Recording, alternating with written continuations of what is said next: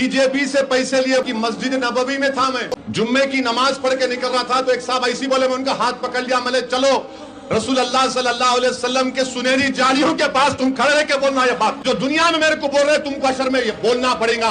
अल्लाह होगा और तुमको ये इल्जाम लगाने वालों तुमको अल्लाह के सामने बोलना पड़ेगा। अस्सलामु अलैकुम वरहमतुल्लाहि वबरकातुहू। प्यारे नाज़रीन, बहुत अफसोस होता है जब कोई मुसलमान दूसरे मुसलमान के खिलाफ खड़ा होता है और दूसरे मुसलमान को बुरा कहता है और दूसरे मुसलमान को वो मुसलमान जो उरूज पाता है उसकी टांग पकड़कर नीचे गिराने में लग जाता है। और ये कोई नई बात नहीं है।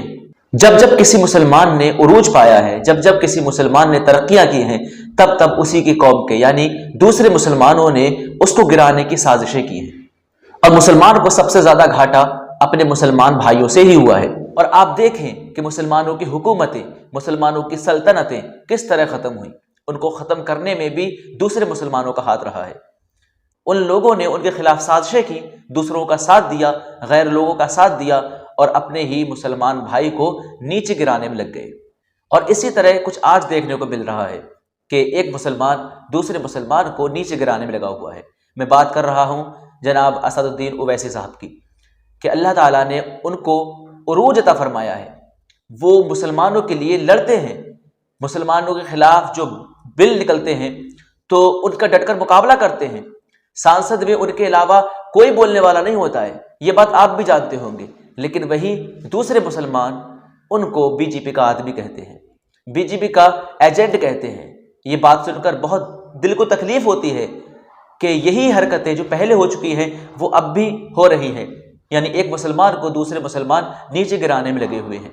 और मैं उन मुसलमानों से पूछना चाहता हूँ जो दूसरों के बहकावे में आकर उनको बीजेपी का आदमी कहते हैं, मैं उनसे पूछना चाहता हूँ कि कौन है तुम्हारे लिए लड़ने वाला, संसद में तुम्हारे लिए बोलने वाला, तुम्हारे लिए आवाज उठाने वाला कौन है?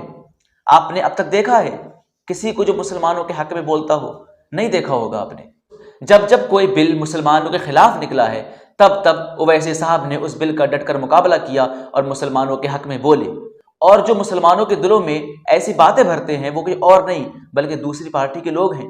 वो चाहते हैं कि मुसलमानों की कोई पार्टी ना बने, मुसलमानों का कोई झंडा ना हो जिसके तले वो रहें, बल्कि वो ये चाहते हैं कि मुसलमान बटकर रह जाएं, थोड़े उस पार्टी में, थोड़े उस पार्टी में, थोड़े उस पार्टी में। अब जो आदमी कस्बे खा रहा है तो आप उसके लिए कैसे कह सकते हैं कि ये बीजेपी का आदमी है? बीजेपी से पैसे लिए बोल रहे ना, तो याद रखो आज अवाम में बोल रहा हूं मैं। रसूल अल्लाह सल्लल्लाहु अलैहि वसल्लम की मस्जिद नबवी में था, मैं जुम्मे की नमाज पढ़ के निकल रहा था तो एक साहब ऐसी बोले, मैं उनका हाथ पकड़ लिया, मैंने चलो रसूल अल्लाह सल्लल्लाहु अलैहि वसल्लम के सुनहरी जालियों के पास तुम खड़े रह के बोलना ये बात।